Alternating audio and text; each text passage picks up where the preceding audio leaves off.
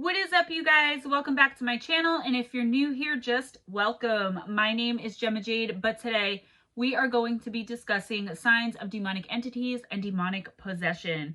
As promised, I've been promising you guys a series on demonic possession that I said would be coming out in the fall or the winter, and now just seemed like the perfect time. Without further ado, and as I like to always do, let's just jump right in. As many of us in this community know, any encounter with the paranormal can be life-altering. Devastating even, depending on the experience and the entity that's encountered. I want to talk to you guys today about demons specifically. I've been promising you a series, like I said, and I decided to do this now, not just because Halloween and Samhain, but I think it's important to know what we're looking for, and also when we come across entities that are demonic or evil in nature, what exactly are we looking at? There are plenty of ways to protect yourself if you know what you're doing, and plenty of things you should be aware of, and even that you should stay away from if you don't. While I always aim for my videos to be informative, I especially went out of my way with this one because so many of you have come to me when experiencing something like this and asking for help. I would like to help you before you have to reach out to me or anyone else for that matter with a problem as huge and devastating to everything and everyone around it as a demonic force or entity. Sometimes there are things out of and beyond our control that cause us to have demonic attachments, but many times, as I said before, it's simply not knowing. Being naive and ignorant makes you especially susceptible to these creatures of hell. They are abominations, and above all else, they hate humans. But let's start at the beginning. At first, the signs of a demonic encounter may be so subtle you don't even notice them at all. While many of us in this community are in tune with our instincts and any energy shifts that turn down to the negative, many of us aren't. This could be a problem when dealing with the demonic. Many people have the tendency to rationalize what they're seeing, hearing, feeling, and or experiencing. This is the absolute worst thing you can possibly do. If it feels or just seems wrong, it is. Guaranteed, that's it. We all have a natural spiritual instinct that tells us when something just isn't right in the air or energy around us. Never, ever dismiss these feelings. Never try to explain them away. Never try to rationalize them, and never ignore them. We were given them for a real reason, and ignoring it can mean the difference between life and death in some cases. So, always trust your instincts, and actually, believe it or not, rationalizing is actually the very last thing you should do ever in situations like this. Honor your instincts if something feels wrong, and do everything you can to avoid whatever it is that's sending off this vibe. Again, there's some times when we can't help it, but we're going to get to that a little bit later on in the video. If going into a new place or accepting an invitation to go somewhere unknown with people you aren't familiar with makes you uncomfortable, then you should always avoid it. Granted, not everything has to do with demons, but bear with me here as that's specifically what we're here to discuss today. Specific warning signs include, but aren't limited to, feelings of dread out of nowhere, clammy hands when usually they aren't, and a quickening of your heart rate all of a sudden. These are all signs that a demonic or negative entity could be near you. Yes, they're all signs of other things too, but let's focus on what we're talking about. Many people can also sense when they're in the presence of something dark and evil. Again, it's just ingrained intuition. Our primal selves coming to the surface and warning us that something just isn't right. If you ever sense the presence of this dark energy, leave where you are and leave immediately. It's best not to stop and weigh the consequences or again to rationalize the feelings. Feeling like someone is watching you when there's nobody else around, especially in the dark. Heightened sense of awareness all of a sudden for seemingly no reason. Trying to hear even the smallest of sounds and doing things like holding your breath in order to do so. And the energy you are sensing somehow seems incredibly powerful, as though it's a tangible thing you could reach out and touch. Foul odors are another sign of a demonic presence. Unexplained, horrific odors overwhelm your senses and invade your home or personal space. The most common odors associated with demonic entities are sulfur and rotting meat. The smell will come on quickly and leave just as fast, almost like it's gone before you even know it hit you. Again, this is another way in which these demonic entities get you to second guess yourself. Obviously, you should check for any and all other causes for all of the above mentioned signs, but specifically this one, as there's so many other things that could create smells like this. Admittedly, though, if you ask anyone who has ever encountered these odors when dealing with a demon, they would beg to differ with me on that point because they will tell you there is nothing at all like it. It's enough to make you second guess yourself or for someone else to tell you you may be losing your mind. which, I might add, is exactly what the demon or demons would be looking to have people start thinking about you. Now, some people may say that some of these warning signs I'm giving you are simply the signs of spirit in general, and that I may be a little bit off. What I would say to them was, keep in mind of the context of what I'm trying to warn you about here. Many people experience many different things when in the presence of any spirit. For example, when I channel, my nose, face, and the back of my neck itch uncontrollably, and a lot of the times my ears will turn bright red and start burning. Let's keep it in line with the demonic though, because a lot of the common signs I may mention here today are also signs of demonic entities as well as regular spirits. So it's better to know than to not know, right? To know, if you don't fully know what you're doing or what you're dealing with, that you could be encountering one or the other. So please be sure and think of everything you're experiencing, the full picture, all of your senses combined, because they will all be heightened, more so with negative energies and the demonic. When demons are present, humans will often have physical reactions they can't control and that there's no other reason for. Some examples are hairs on your body standing on end, chills up and down your spine or in other places of your body. These are reactions to the electromagnetic energy of spirit, good or bad. Another physical response to the presence of evil that isn't present when dealing with good or benign spirits is a sudden and overwhelming feeling of nausea or even actual vomiting. In the cases of extremely sensitive intuitives, it isn't unusual to be stricken with a sudden actual illness. Both reactions will normally disappear very soon after you leave the presence of the demon or where it is residing. Here are some signs of demonic presences in your homes. Unexplained knocking noises, distant knocking sounds, specifically in threes, as this is called Trinity mocking. These sounds can't be attributed to HVAC systems, air conditioners, heating systems, settling pipes, etc., etc., etc. They're a real sign of demonic infestation. I'm talking about what a lot of skeptics and people trying to rationalize what they're hearing call house noises. No. Houses are inanimate objects and don't make noises. Yeah, there may be some creaks in the stairs and bangs in the pipes, but something is always the cause of such noises. It's never just the house settling. These distinct knocking sounds, which again usually sound quite distant, even if they also seem to be coming from right next to you, should immediately alert you to a possible demonic presence in your home.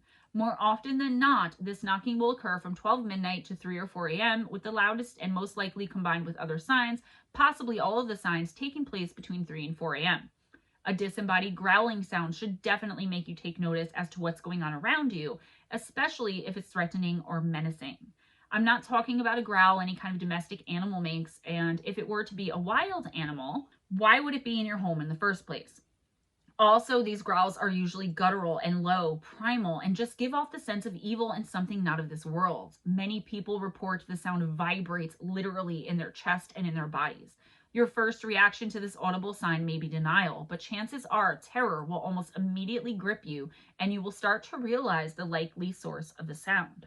Unless you're seeking out entities for some sort of paranormal investigation or research, and it's never a good idea if you don't completely and 100% know what you're doing, encounters with demons almost always occur simply by chance.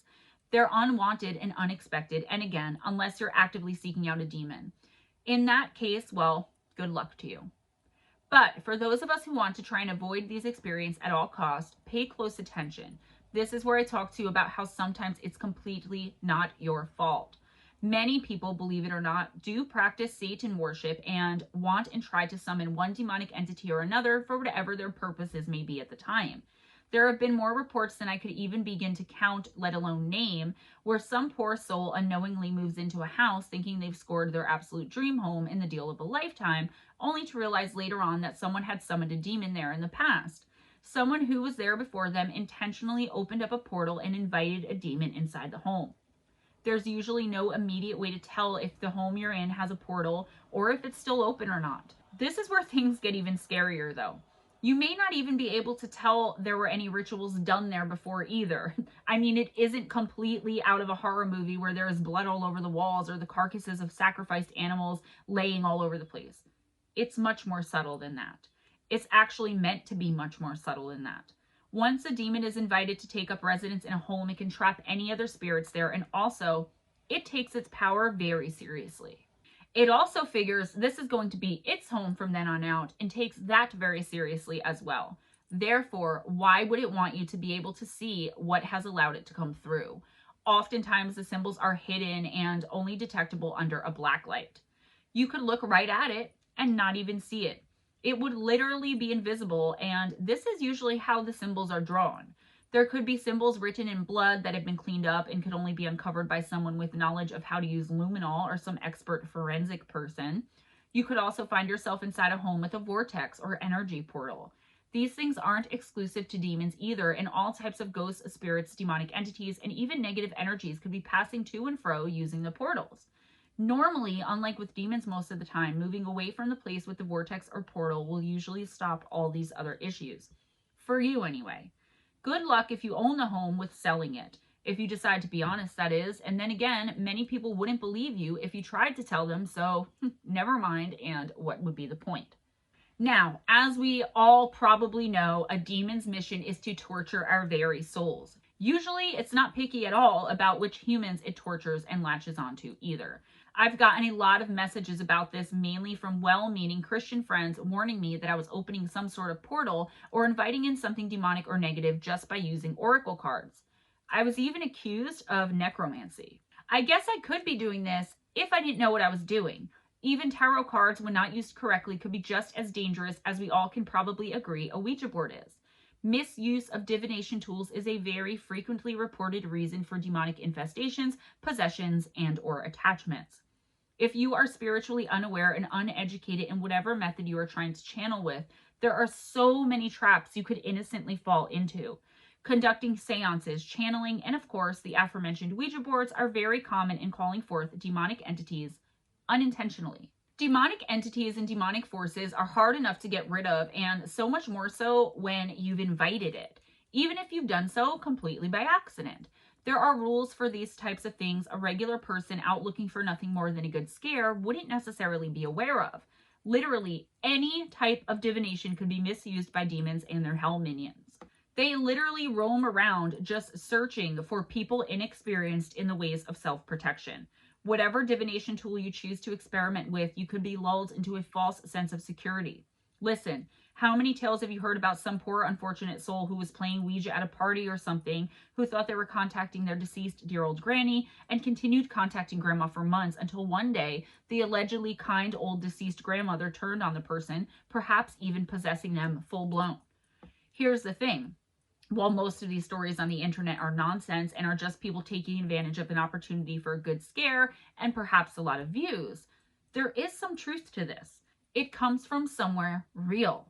Demons can take on any and all forms, and most of the time the flaws they must have in order to impersonate a human are so small and or insignificant, possibly even hidden from our view, that we don't notice what we're dealing with. Sometimes this boils down to pure grief too, which is a real shame. Someone wanting so badly and being so desperate to believe that they're back in touch with the deceased loved one will normally refuse to acknowledge the little things that seem off with this alleged deceased spirit and or entity. Never, ever, ever, I reiterate, never, ever allow yourself to be lulled into a false sense of security, and stay away from any and all divination devices and or tools unless you definitely know what you're doing. Absolutely. Maybe try consulting an expert to do things for you, or try consulting one to teach you and take the time to learn well and learn everything there is to know how to do it yourself. Better to take the long road than end up possessed or tortured by a demon or several. These things should never be rushed. You must do the work to establish a strong spiritual core. This can take years for some people, even decades. It all depends how you're connected to all of it and how much is already within you. These things, there's something you can't help either. What someone may be able to learn and master in just 6 months could take a lifetime for someone else. Why take a chance? Either leave it to or take the time to become an expert on such things. If your knowledge isn't extensive and your convictions not so strong, you could seriously and in all reality be looking at a real battle for your soul as you leave yourself open to a spiritual attack. This isn't a joke. So, to review, avoid experimentation with any type of divination tools. Seek the help of a trusted professional or master to help you either make contact or learn how to use the tools and or make contact. You can also become an apprentice to a mentor if you know one willing to help you and who's taking on apprentices at the time. Make sure it's someone who you trust though, because again, how do you know someone isn't just trying to trick you out of your soul? The devil has workers all over, just as Jesus and the light does. The Prince of Darkness and his minions have mastered the guise of human charm and most likely could easily gain your trust if your spiritual core is weak. And these days, a lot of people have a weak spiritual core. Most people do. It's the people that work on it every single day that don't. Now let's talk about how demonic encounters could lead to possessions. How would you know what you were looking at if you encountered someone who was demon possessed? Well, the first telltale sign would be a great hatred toward you and everyone else. Not anger or even rage, but absolute hatred. The irrational voicing of this hatred is common too. The person will literally hiss. They will go off on tirades completely out of the blue and totally unprovoked. They could at other times too appear completely normal and go about their daily lives as if they aren't possessed. However, the demon is never far below the surface, and its irrational and vehement hatred will always shine throughout the day in spurts. Foul language, cursing where there was none or very little before, and when completely inappropriate and unwarranted, is a common sign in the beginning of any demonic possession. Crude language too, like very crude, sexually explicit, is just as common. The possessed person will start to speak in what sounds like multiple voices all at once. Another very common sign is when the person randomly starts speaking foreign language that are either completely unknown to them or that they've heard a bit of but never spoke a word of or learned before. Random and violent attacks on anyone near them happens all the time too. Attacks aim to kill, maim, or at the very least severely injure, oftentimes with weapons of some sort. Knives are the most common weapon, as demons revel in blood, and knives are very adept at drawing blood from us humans. Now, earlier I mentioned that oftentimes the person doesn't even know that they're inviting a demon into their life and opening themselves up to demonic possession. This doesn't mean though that an invitation wasn't given just because it was given accidentally. It can be given very easily, even if very innocently. Demonic possession often will begin with some kind of illness. Usually high fevers, which could cause hallucinations, are a favorite way for a demon to afflict a human. Because think about it. When you have a high fever, you could hallucinate, and then you can't understand you're being possessed. If anyone around you should happen to notice and mention it, or even try to help, the possessed could attack and even kill them unknowingly when in this feverish state. Unless you're somehow able to break the curse or possession fairly early on, your physical health will begin to noticeably spiral out of control, and quite quickly, with your mental faculties following very close behind on its heels. The physical always comes first though, and oftentimes doctors will be unable to diagnose or will misdiagnose whatever the demon ails you with. I think that's because the demon is able to change the symptoms very quickly, like too quick for modern medicine to ever figure anything out. Not that many doctors, specialists, or scientists will diagnose you with demonic possession, right? After getting physically ill enough that most likely you can't eat or drink anything and are most likely bedridden, but not always, the demon will then proceed to attack you spiritually and mentally. They'll torture you nonstop, literally 24/7, so you can't sleep either. Total loss of reality and the inability to decipher what's real and what's pure illusion sent by the demon will progress as each day passes. And make no mistake, this all happens very quickly, with everything I've just stated happening in 1 week to a month at the longest. Remember, they've been latching onto and subtly possessing a person for weeks or even months at this point. Bouts of severe depression, possibly considering taking your own life, moments of clarity where you have a few seconds to try and figure out what the hell is going on, and then the nonstop crying, uncontrollable panic will come before the demon takes over and starts the torturous chain again and again. These mere seconds or moments of clarity are so important for the demon to maintain, so you know what's going on and you think you're going to die. Or in most cases, so you know you're going to die. And you most definitely could. If you don't have a very strong support system around you and people with a ton of faith and or spiritual elevation, that's most likely what's going to happen to you. Demons prey on the weak and vulnerable. You don't have to be physically weak either. You could be mentally or spiritually weak to begin with, because the entity will break you down in all of the possible ways that it can. There has to be some form of weakness to begin with though, which is why everything I said up to this point about not messing with things you don't understand is so incredibly important. Normally, you'll die of some human thing too, like dehydration or malnutrition. Some people, and mind you, I don't mean all when I say this, so don't think of the most famous cases you've heard of that have been constantly glorified in the news and in Hollywood, but in some cases, you'll end up doing life in prison. The demon will only leave you once it has achieved its goal of absolutely destroying you. Normally that means killing you, but sometimes if it causes a person to kill, it will depart when the person gets arrested and goes to prison for life or is possibly sentenced to death. After all, even a demon knows not to stick around for that mess, right? There's always the option of an exorcism performed by the church, but even that isn't as simple as I think it should be. But what do I know? Now, we'll talk about how to fight against demonic possession and exorcisms and more in the next videos in this series.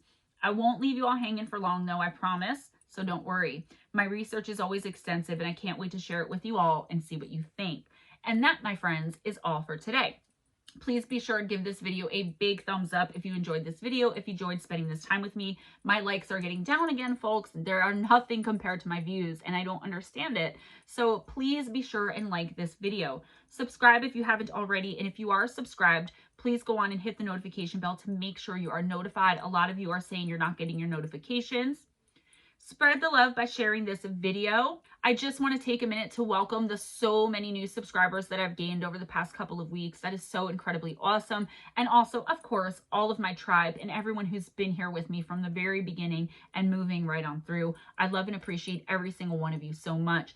Thank you so much for all of the donations, all of the gifts. I mean, the kindness has been overwhelming and just overwhelming, incredible. Be sure and check out the description box for some links. Justice for Caleb Smith, always, it's the original 2-hour interview with Caleb's mom, our fellow tribe member, April Arrington. There are some updates in the case that April is going to share with us, but we have to wait until everything's kind of put together. So there will be another live interview with her. I'm just not sure when. It's coming up. For now, if you haven't and you're not familiar with the case, check out the first one. I was very new to interviewing, guys, so give me a break on the first 10 minutes of that. I always get crap for it. I'm aware of what I did. I kept interrupting. I get it. Okay, moving on. If you haven't been able to come into a live stream yet, we do 3 a week, you know, Stemma, the Gempire, and we do Sunday nights Fireside Chat, which during the fall we call Fall Talk, and that is Stemma on missing persons and mysteries. We do Wednesday night live oracle readings right here on the Gemma Jade channel, and Friday nights Campfire Stories, which we also do over on missing persons and mysteries. It's Stemma plus the tribe, okay? Start times, all that kind of stuff in the description box. Also in the description box, my PayPal and Patreon links. Thank you so much to all of my patrons, to everyone who is new to Patreon. I'm working on getting some more videos to you all as soon as my office is set up, actually. My Amazon wish list link for the channel.